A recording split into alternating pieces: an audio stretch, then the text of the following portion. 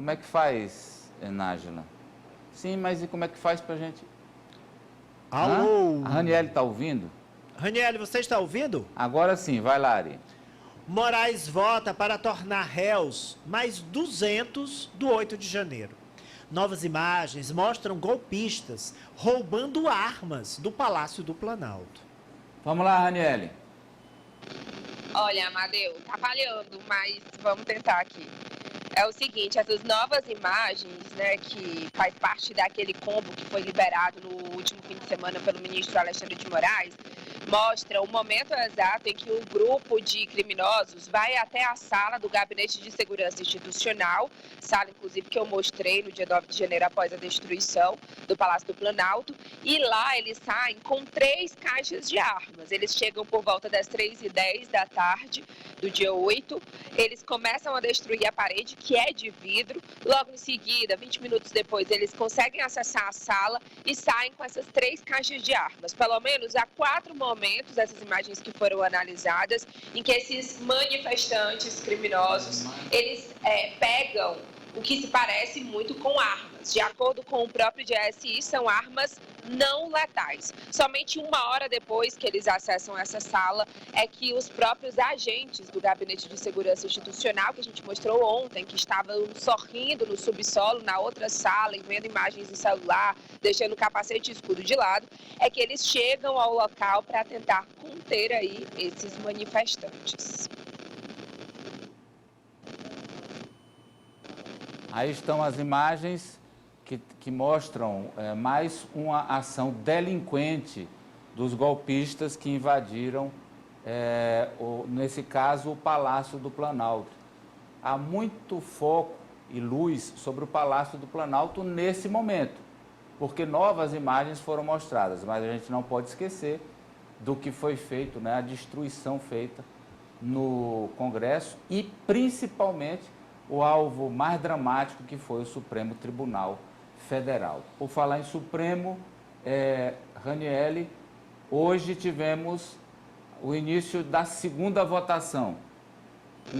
Um lote com mais 200 golpistas já recebeu o veredito do relator. Por enquanto, o ministro relator do caso, Alexandre de Moraes, foi o que votou a favor de tornar réus esses denunciados pela Procuradoria-Geral da República. É a segunda remessa, a primeira terminou ontem, foram 100 os que se tornaram réus por maioria da votação dos ministros do STF. A gente tem, inclusive, aí uma cartela que mostra aí a foto de todos os ministros. Os únicos que votaram contra que esses réus fossem, que esses acusados se tornassem réus, foram os 2 ministros indicados por Bolsonaro, Nunes Marques e André Mendonça. Eles divergiram em parte do relator. Eles queriam que 50 desses 100, eles não fossem julgados pelo STF. Os outros 50, sim, eles não veem competência para que o STF julgue esses acusados. Agora, começou hoje no plenário virtual também, onde só os ministros depositam seus votos, sem aquela discussão presencial, e vai até a próxima terça-feira o julgamento desses outros 200, que são investigados por 2 dos 3 inquéritos que tramitam no STF. São aqueles que estavam no dia da depredação e invasão das sedes dos 3 poderes, e aqueles também que incitaram, que são considerados os autores intelectuais, o inquérito 4921, que é o que investiga também o ex-presidente Jair Bolsonaro. Raniele, vamos ver aí em cartela quais são os crimes que os golpistas respondem no STF. São 3 processos, 3 inquéritos, Ari. Inquérito 4.921, apura a ação dos chamados autores intelectuais ou instigadores dos atos de 8 de janeiro. São acusados pela Procuradoria-Geral da República de incitação ao crime, o artigo 286 do Código Penal, e associação criminosa, artigo 288. Tem outro. Inquérito 4.922 se ocupa dos que partiram mesmo para ação direta. Nesse caso, as imputações são bem mais graves. Associação criminosa armada, artigo 288, parágrafo único. Abolição violenta do Estado Democrático de Direito, o artigo 359. golpe de Estado, artigo 359, e dano qualificado, artigo 163, parágrafo único, 4 incisos. Todos do Código Penal. A acusação envolve ainda a prática do crime de deterioração de patrimônio tombado, que é o artigo 62, inciso 1, da Lei 9.605, de 1998. E tem um terceiro inquérito, 4.920, que investiga os financiadores e os que prestaram auxílio material aos atos golpistas. aí são os três, realmente o áudio da Raniele tá bem ruim, mas você está me ouvindo, Raniele? Você de vez em quando, o Ari de vez em nunca. Só lembrando, Amadeu, que ao total são 1.390 que são investigados e que foram, né, denunciados pela Procuradoria-Geral da República. Vamos abrir aqui para o Pleno.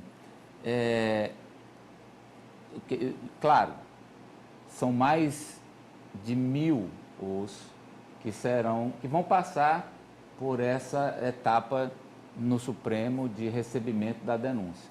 100 no primeiro lote, agora são 200 e outros virão. E os crimes, conforme as cartelas indicam, são pesados. Há casos em que podemos superar os 20 anos de cadeia, Ananias. Amadeu, olha, essas novas imagens terminaram pondo luz sobre condutas que mostram, revelam ladrões de armas. É isso que a gente está vendo nas imagens. Ladrões de armas. E quem é ladrão de arma é terrorista, é criminoso. Você está vendo aí nas imagens. Esses devem sim ser julgados no Supremo Tribunal Federal, devem ser condenados e presos, porque não tem outro nome. É criminoso quem rouba a arma e, nesse caso, além dos ataques, que já são da destruição de todos esses crimes, agora surge mais um elemento, o criminoso terrorista ladrão de arma. O que eu acho mais grave é tentativa de golpe do Estado, que não foi consumada, Deus sabe por quê, Ari. Você foi ao ponto. Quem está... Sem áudio do Ari. Você está me ouvindo agora? Amadeu? Pois não, enquanto o Ari volta o seu áudio, fala, pois Poliana. não. Amadeu, eu acho que o importante de nós estarmos a cada dia analisando essas novas imagens, novos trechos, é justamente para reforçar, não normalizar o que aconteceu no dia 8 de janeiro. Independente do que esteja acontecendo depois, a gente sabe que os responsáveis, todos que estavam participando, que financiaram, que executaram, que planejaram, que instigaram, estão sendo investigados e eu acredito que serão punidos, mas é importante que a sociedade esteja diante dessas imagens, porque por alguns anos a gente normalizou falas golpistas, gestos golpistas que culminaram no dia 8 de janeiro. Então, não normalizar é o importante. Eu acho que essas imagens ajudam a reforçar o discurso em favor da democracia, Amadeu. Agora o Ari está ok? Vocês estão me ouvindo agora? Sim, Ari. Amadeu, acho que você foi direto ao ponto, inclusive era isso que eu ia focar. É o seguinte, quem está nos ouvindo ou nos assistindo pode pensar assim, peraí, estão exagerando. Mais de quase 1.400 pessoas, não foi para tanto assim. E podem colocar em primeiro plano a depredação como o mais grave. Gente, o golpe não foi bem sucedido, por isso que talvez você tenha a impressão de menor gravidade em relação a esse crime. Se o golpe tivesse sido bem sucedido, hoje nós estaríamos talvez numa ditadura, a volta da ditadura contra a nova ordem mundial, contra tudo, contra o que a gente espera de um futuro melhor, que é uma democracia consolidada. Então esse é o mais grave, você tem razão, Amadeu. Eu acho que nós não podemos passar a mão na cabeça de ninguém. Mas é um desempregado que foi usado como massa de manobra. Mas era alguém que nem tinha noção dos crimes que estava cometendo. Não, isso não é álibi para reduzir a pena de crimes gravíssimos e o principal deles, se tivesse sido perpetrado, mudaria completamente a face, o funcionamento do nosso país. Com tudo isso que você falou e contra a vontade do povo, expressa nas urnas no dia 30 de outubro. Aliás, a eleição foi primeiro, não é isso? No segundo turno, no final de outubro, né? Dia 30, né? Dia 30. Rapidamente, Marta. Não só reforçar, né, que a cada imagem que a gente vê, a cada nova informação que a gente descobre a respeito desses atos terroristas do dia 8 de janeiro, a gente fica mais abismado, né? Não surpreendido, porque, na verdade, esse tipo de pessoa já dava indícios da forma como agia e da índole mesmo dessas pessoas. A respeito, também eu queria pontuar só a respeito dos ministros Cássio Nunes Marques e André Mendonça, que foram os únicos que votaram contra, né? Esses vândalos se tornarem réus. Isso porque eles foram indicados de Bolsonaro. Então, mais coerente que isso, né? Vamos agora para a fala do Flávio Dino, ministro da Justiça, ainda sobre os atos do 8 de janeiro, Raniele. Olha, Amadeu, o ministro, ele fala constantemente sobre esses crimes e esses inquéritos que são investigados, e ele aponta que os militares, com suspeita, nesse dia 8, estão sendo ouvidos. Já foram mais de uma centena, e ele diz que essa investigação vai trazer holofote às sombras e pode, inclusive, chegar a generais do Exército, generais 4 estrelas. Vamos escutar. Vamos ver na cartela, né? Vai, Ari. Vemos 3 vertentes que conduziram ao 8 de janeiro. O núcleo econômico, que não parece envolver grandes empresários, são empresários grandes em contextos regionais. O segundo núcleo é político, e o mais notável e identificado é meu antecessor, Anderson Torres. E tivemos, em terceiro lugar, o núcleo militar, Flávio Dino, ministro da Justiça. Tem outra parte do ministro.